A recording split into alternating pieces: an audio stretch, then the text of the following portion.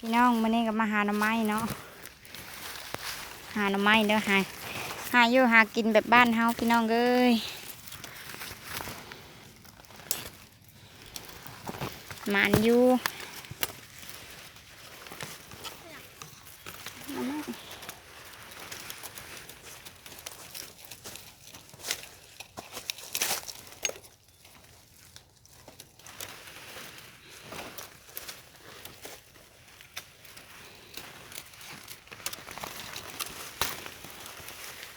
หมานอยู่ได้อยู่มากับน้องสาว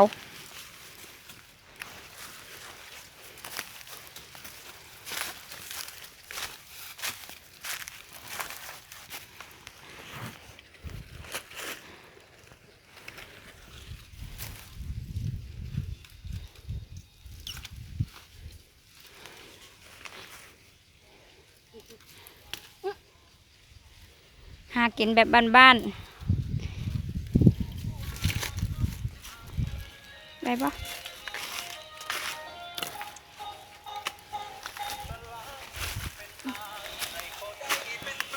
หา3 คนมื้อนี้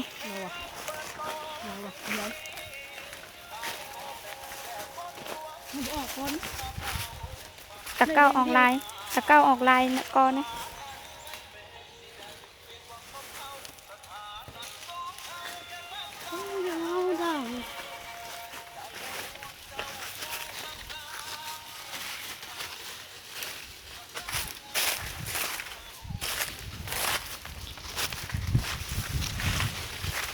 หากระมาพี่น้องเอ้ยได้หน่อยเดียวยังบ่พอแกงซ้ำ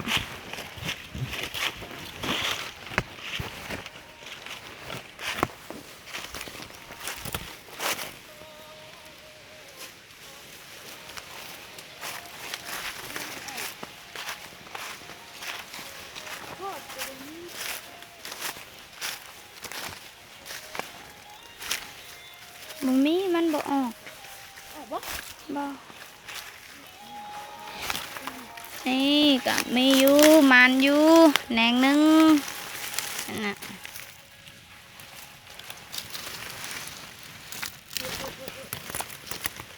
2 แหนง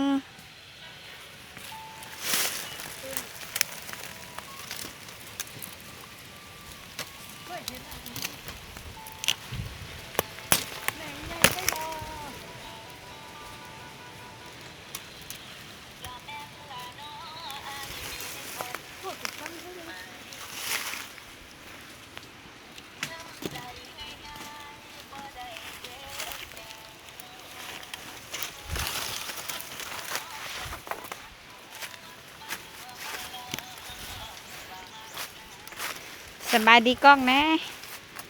สบายดีทุกคน ได้บ่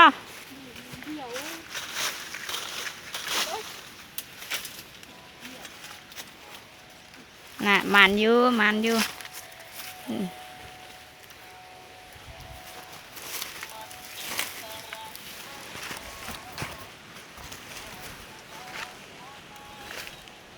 เอาไม้สดๆ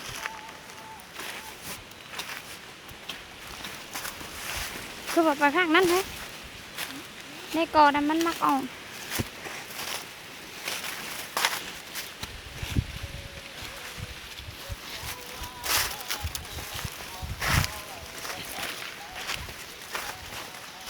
3 พี่น้องตามเคย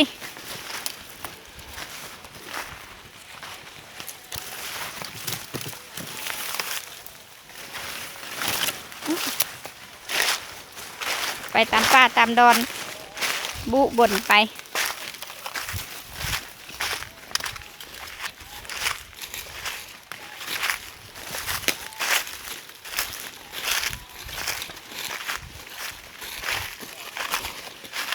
ข้ามฟ้านั่นไปนี่ฮะมองนี่ก่อนนะมองนี่แหละอย่างข้าม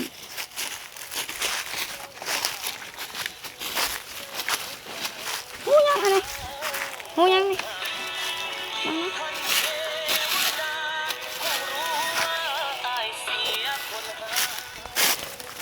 เนี่ย ก็นะช่องสิมี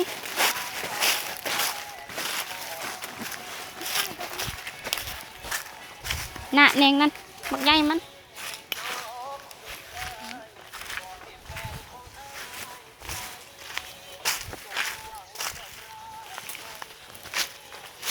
มันอยู่มาก่อนนี่กะก็ละแม่เฮ้ยเกือบแม่คันคอก็